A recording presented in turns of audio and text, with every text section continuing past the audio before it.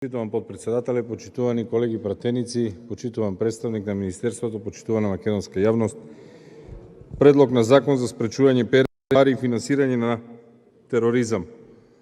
Еден предлог на закон практично со кој што се воведуваат многобројни дефиниции за криптовалути и криптотргување, кој што повторно сега уште една дискусија стигна на Комисија за европски прашања, каде што ја разгледуваме заедно со закон за адвокатура, заедно со закон за семенски и репродуктивен материјал кај дрвејата, заедно со еден куп други закони од најразлични области. Воопшто никаква грижа од владата вистински да се имплементираат и вистински да се донесат некои добри и квалитетни законски решенија, дел поради тоа што и кога стигнуваат во собрание се неквалитетни или доцнат, меѓутоа таа негрижа се дополнува со тоа што доаѓаат на Комисија за европски прашања. Имаме многу малку време да разговараме за нив, имаме многу малку време да се посветиме, меѓутоа тоа е што е, овде сме да разговараме за законите.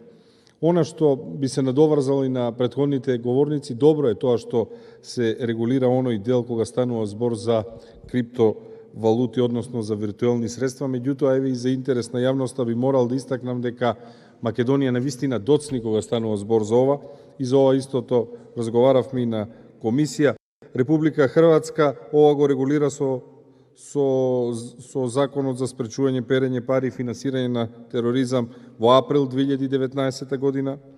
Република Србија со закон за дигитален имот и закон за спречување пари и финансирање на тероризам 2018, подоцна изменето пред 2 години во 2020.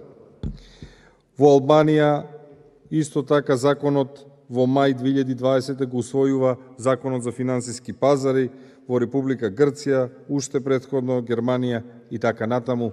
Генерално се доцни, меѓутоа еве кога сме овде тоа можеме да го поздравиме, меѓутоа во која насока би одели нашите забелешки, да можам тоа да го најавам и на колегите од мнозинството и на представникот на Министерството за финансии.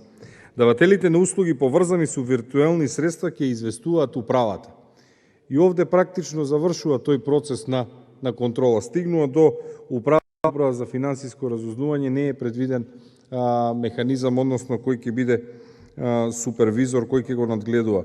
Во Грција надлежен орган си има соодветна комисија за тоа. Во другите тоа обично се централните банки. Потребно е овде и ќе се обидеме со амандман да ви предложиме да имаме систем на контрола со кој што ќе биде контролирани и давателите на услуги, меѓутоа и управата за финансиско разузнавање. Кога сме веќе кај управата за финансиско разузнавање, затоа што овој закон и во својот наслов вели дека е предлог на закон за спречување на перење на пари, и во воведот сте напишале дека треба да се зголемат надлежностите на и ефективноста на управата за финансиско разузнавање, мислам дека сега е вистински момент да поразговараме за целиот криминал и за сето оно што ни се случува во државата, затоа што кога доаѓаат вакви закони треба практично да ги сублимираме што е она кои резултати ги дала управата за финансиско разузнавање, како постапувало јавното обвинителство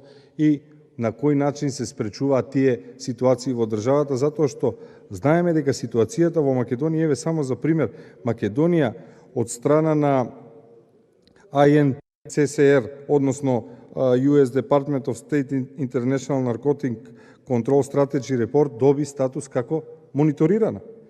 ОФАК, повикувајќи се на уредбата ЕО 14033 во јуни 2021 на ОФИК, односно на Office of Foreign Assets Control, ние имаме Limited US Restriction, и ако ги погледнеме извештаите, ќе видиме дека перењето на пари е поврзано со финансиски криминал, и тоа е неплаќање на данок или tax evasion, шверц, финансиски измами, со осигурување и корупција. И пишува дека најголем број од процесите за перење на пари доаѓаат од внатрешни криминални активности. И сметам дека ако донесуваме предлог на закон за спречување на перење пари, треба да се концентрираме на овие внатрешни криминални активности, затоа што овде внатре во државата гледаме како ни се случува криминал, а при тоа институциите успеваат да потврлат, а управата за финансиско разузнавање, кое што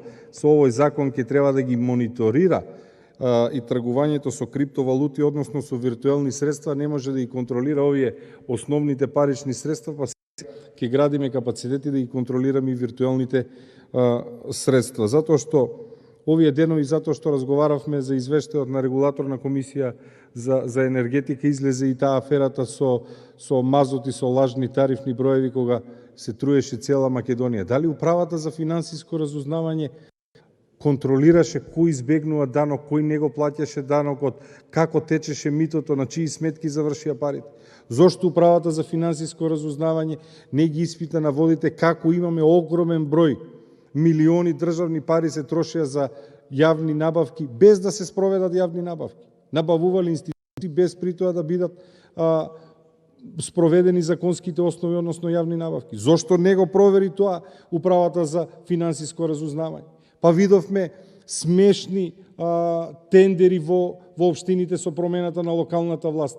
Една бандера од висина од 5 метри се продава за 11.000 денари, исти такви во висина од 7, 8 и 9 метри се продаваат по цена од 1,88 денари. Каде е управата за финансиско разузнавање?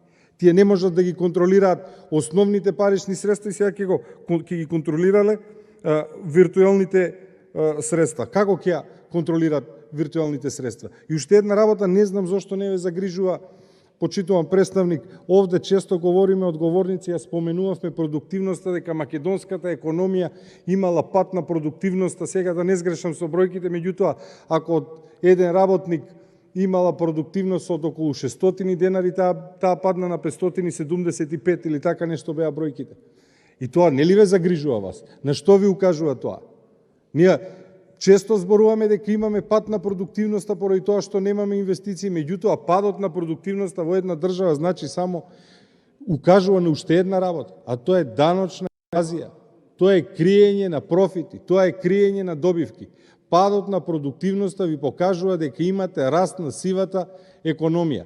Па ако станува збор за закон за перење на пари, не е доволно да воведеме само дефиниции за виртуелни средства и при тоа несериозно да завршиме со управа финансиско разузнавање. Ако веќе доаѓаме и отвараме вакви предлог на закони за спречување на перење пари и финансирање на тероризам, ако ништо друго, барем овде во собрание да зборуваме зошто имаме пат на продуктивност.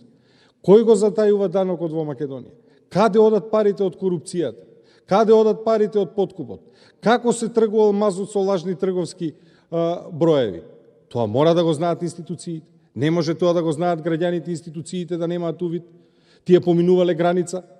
Како поминуваат граница? Како она што се вели отпадно масло на нашите гранични премини се претвара во масло за горење? Зошто никој не го известува Инспекторатот за животна средина? Зошто Министерството за финансии не го интересирало? Зошто Министерството за економија не го интересирало? Тоа се огромни суми, милионски пари кои што завршуваат некаде. Дали завршуваат во торбички? Очигледно. Затоа што парите во торби, без разлика дали Луи Витон или каков вид на торби, се тие пари кои што не се евидентирани и поради тие пари имаме пат на продуктивноста во Македонија. Еден од факторите за падот на продуктивноста. И ние никој во државата, Министерството не го интересира и не е загрижено од падот на продуктивноста, не е заинтересирано за извештаите на реномирани светски институции, не е заинтересирано за извештаите на владата, на САД и на Офисот за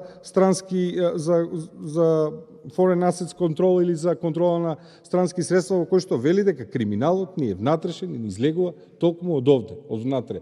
Ние воведуваме дефиниции за виртуелни средства, би рекол со доцнење 2, 3 или 4 години од сите земји во регионот, меѓутоа пред да го направиме тоа, треба, ако ништо друго, барем да отвориме една дебата и една дискусија која е ефективноста на управата за финансиско разузнавање и за крај би споменал она дека барем не го заборавајте собранието. Во еден член сте предвиделе дека извештајот за своето работење управата ќе го доставува само до владата, а владата ќе го објавува на својот интернет портал или не знам како беше наведено, да не парафразирам. Зошто уште еднаш сте го прескокнале собранието? Кога ги пишувате законите, не го заборавајте собранието, тој извештај треба да стигне овде во собрание, меѓутоа тоа ќе го предложиме со амандман, се надевам дека ќе биде прифатено. Ви благодарам.